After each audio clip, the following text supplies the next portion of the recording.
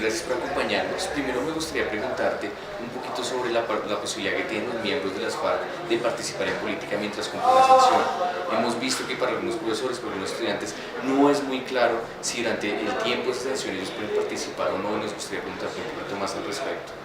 Bueno, efectivamente ha sido un punto muy controversial y efectivamente no está claro. Entonces, la oportunidad que tenemos ahorita post-plebiscito en esta nueva fase de diálogo nacional o renegociación, como lo han llamado, de definir más específicamente este punto es fundamental. Te explico un poco cuál es el estado de arte actual. El acuerdo abre la posibilidad para dos cosas. Uno, para que el partido político que surja del tránsito de las FARC y para la política legal puedan participar miembros de ese partido en política haciendo el cometido de delitos no amnistiables. Esa es la primera puerta que abre el acuerdo. La segunda puerta que también abre es que puedan participar en política mientras están cumpliendo las sanciones de la Jurisdicción Especial para la Paz. Eso es el acuerdo. Antes del acuerdo teníamos el artículo 67, transitorio de la Constitución, que establecía que quienes hubieran cometido crímenes de lesa humanidad o genocidio no podrían participar en política. Entonces, ese artículo 67 tendría que ser cambiado conforme a lo que dispone el acuerdo. Pero en esta parte, sobre todo en la segunda, si pueden participar en política mientras están cumpliendo la sanción, pues recuerden que la Corte Constitucional, al interpretar el 67 transitorio, dejó claro que lo ideal sería que primero se cumplan las sanciones y luego se participe en política. Y ahí habrá que definir en la nueva fase.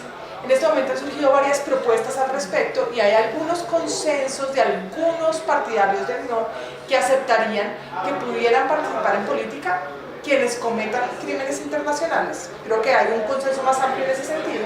Y sobre lo segundo de cuándo hay más diferencias, pero hay algunas propuestas, por ejemplo, que establecen que al menos se han cumplido efectivamente parte de la sanción y que en todo caso el tiempo de las FARC en participación en política no se cuente para efectos de cumplimiento efectivo de la sanción. Claro. Por otro lado, me gustaría preguntarte sobre otro punto del acuerdo, y es, algunos partidarios del no han dicho que se le dan 26 curules a las FARC, que hay unos beneficios desbordados.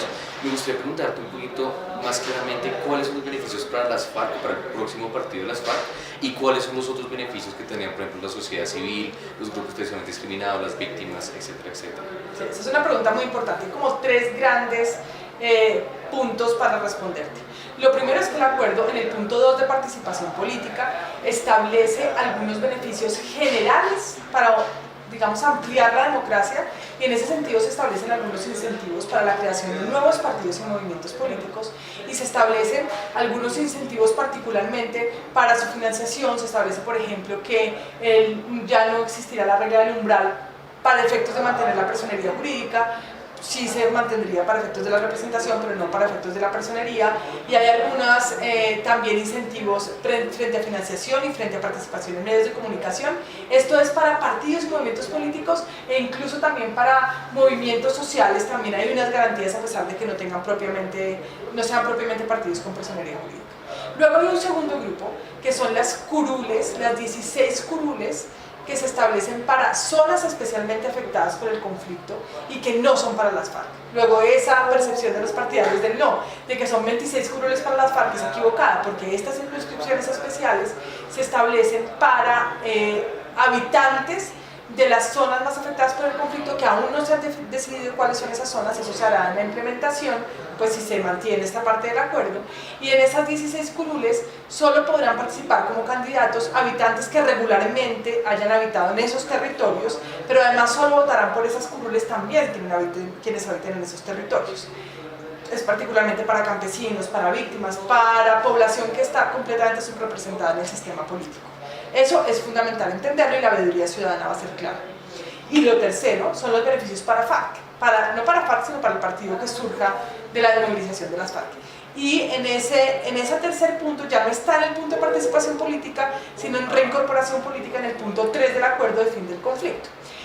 Esas garantías para las FARC sí tienen que ver con que a ellos se les va a facilitar su constitución en partido con la personería jurídica, se les dará también una financiación especial, por un lado para su funcionamiento, que consiste en 10% del fondo que normalmente se asigna para los partidos, que no afectará a los demás partidos en todo caso, 5% que se les dará para su centro de pensamiento de ese mismo fondo y otro 5% para campañas.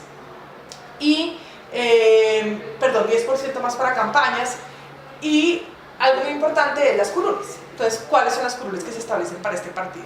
5 curules en Cámara y 5 curules en Senado, que solo podrán, que se les garantiza, pero se les garantizan siempre y cuando ellos no han conseguido esas curules por la vía tradicional de la representación. Si ellos consiguen las curules electoralmente, no se les asignan curules adicionales. Por ejemplo, si las FARC consiguen 2 curules en Cámara de Representantes, solo se les darán 3 adicionales, que son las que se garantizan. Eso es un poco como los beneficios que se toman. ¿Hasta qué punto esto fue polémico sigue siendo polémico para las personas del no? ¿Y cómo crees que se va a llegar a solucionar esto en los diálogos o que has escuchado sobre el debate ya después del plebiscito?